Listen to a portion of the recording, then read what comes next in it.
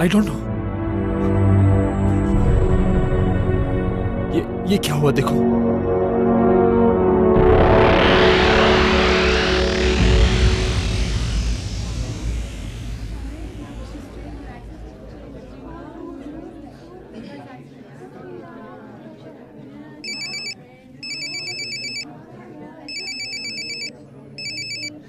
हाँ आलिया।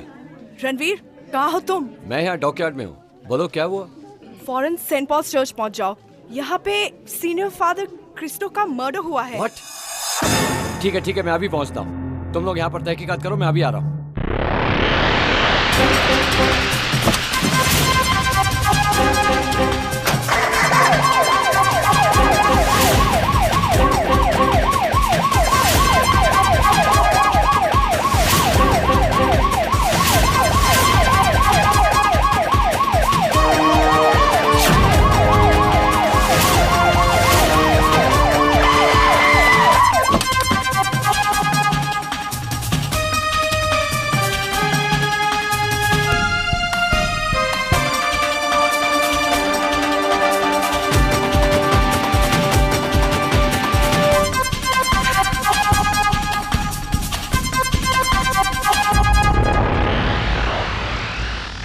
रणवीर, मौत जलने से हुई है, लेकिन जलाने का तरीका समझ में नहीं आया।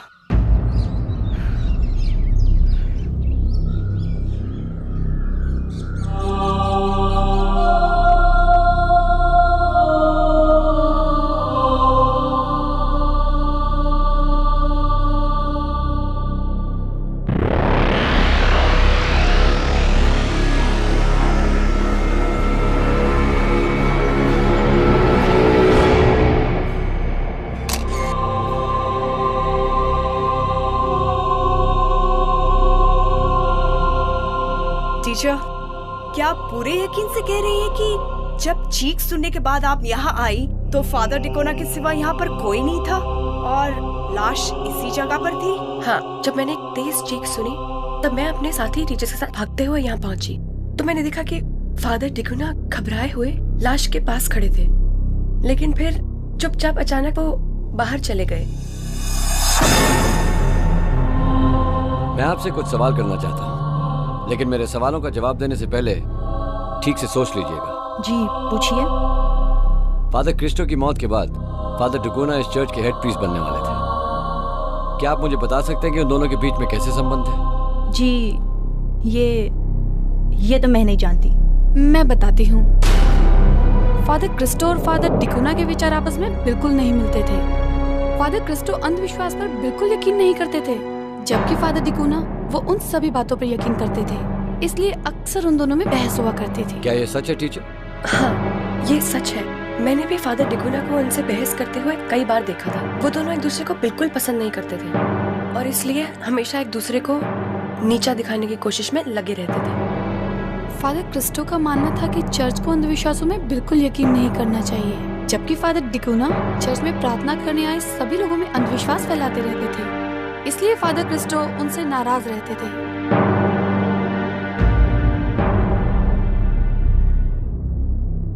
यानी उन दोनों के बीच में तनाव रहता था।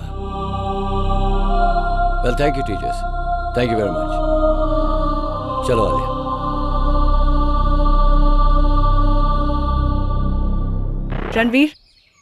रणवीर, मुझे लगता है फादर क्रिस्टो की मौत बिजली का करंट लगने से हुई है। नहीं आलिया, फादर क्रिस्टो की मौत की वजह बिजली का करंट नहीं बल्कि कुछ और है।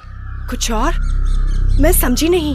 अगर फादर क्रिस्टो की मौत बिजली की करंट की वजह से हुई होती तो उनकी बॉडी की हालत ये नहीं होती। ये मसला कुछ और है। मसला कुछ और है? रणवीर, फादर क्रिस्टो की मौत अगर इलेक्ट्रिक शॉक के कारण नहीं हुई तो फिर कैसे हुई? जैसे माइक्रोवेव में खाना भुन जाता है, रोस्ट हो जाता है, लेकिन उस प्लेट को कुछ नहीं होता जिसमें वो रखा गया है। रणवीर, तुम ये कैसी अजीब बात कर रहे हो?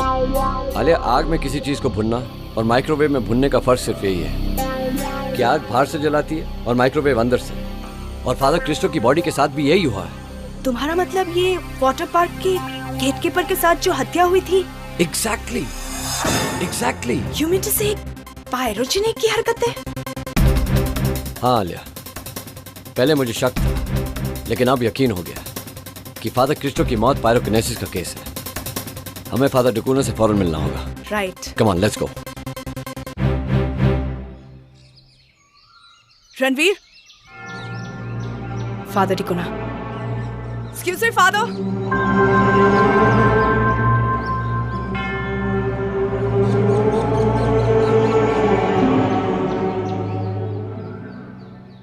Hello father. Hello. Hello father. Hello my सन।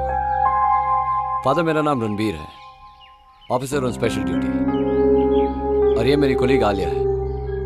कहिए, how can I help you? Father, आपके हेड प्रीस्ट फादर क्रिस्टो की हत्या हो गई है और उनकी डेड बॉडी के पास सबसे पहले आप थे। फिर अचानक उन्हें छोड़कर आप कहां चले गए? फादर, आप इतना रिलैक्स कैसे दिखाई दे रहे हैं? जबकि सारा स्कूल और सोसाइटी ये खबर सुनकर शॉक रह गई। माय सन, जब भी किसी की मौत आती है तो उसे कोई रोक नहीं सकता। एक दिन गॉड सभी को अपने घर बुला लेता है। हम सबको वहीं जाना है जहां पर फादर क्रिस्टो गए हैं। माय सन, मुझे भी फादर क्रिस्टो की मौत का बड़ा अफसोस है, पर क्या कर सकते हैं, होनी को कौन टाल सकता है। लेकिन फादर, जिस तरह फादर क्रिस्टो की डेथ हुई है वो नेचुरल नहीं है, उनका मर्डर हुआ है। क्या आपको ऐसा नहीं लगता? यस माय चाइल्ड, उनकी डेड बॉडी देखने के बाद मुझे भी कुछ ऐसा ही महसूस हुआ था। फादर, आपको देखकर ऐसा नहीं लगता कि फादर क्रिस्टो की हत्या के बाद आपको कोई दुख हुआ है? आप तो अपना दिन का सारा काम ऐसे कर रहे हैं जैसे कि कुछ हुआ ही नहीं। तो क्या मैं अपनी ड्यूटी भूल जाऊं? माय सन, आप नहीं जानते कि फादर क्रिस्टो की मौत के बाद इस चर्च की सारी जिम्मेदारियां मेरे कंधों पर आ गई हैं। अब सिर्फ मैं ही इस चर्च का इंचार्ज हूं। यही सब जानकर तो मैं आपसे सवाल कर रहा हूं। फादर क्रिस्टो की जलने से मौत हुई है और आप वहां मौजूद थे। आपके सिवा वहां और कोई नहीं था, इसलिए सिर्फ आप ही जानते हैं कि वहां क्या हुआ होगा। तो क्या आप मुझ पर शक कर रहे हैं? आप ये सोच रहे हैं कि फादर क्रिस्टो की मौत का जिम्मेदार मैं हूं? मैंने उन्हें जलाया है? हाँ, और नहीं भी, क्योंकि मुझे पता चला कि आप दोनों के बीच में अनबन थी। सिर्फ आप ही एक शख्स हैं जिन्हें फादर क्रिस्टो की मौत के बाद सबसे ज्यादा फायदा होने वाला था। सारे आई विटनेस भी आप ही की तरफ पॉइंट करते हैं कि उनकी डेथ के बाद उनकी बॉडी के पास सिर्फ आप ही मिले थे। क्या आप बता सकते हैं कि आप उनकी डेड बॉडी के पास क्या कर रहे थे? मैं पहले से वहां मौजूद नहीं था। जब मैंने एक चीख सुनी तब वहां भाग कर गया। चीख? किसकी चीख थी वो फादर? क्या आप हमें बता सकते हैं? जी, फादर क्रिस्टो की चीख थी। जब मैंने चीख सुनी तो मुझे ऐसा लगा कि फादर क्रिस्टो को मेरी जरूरत है।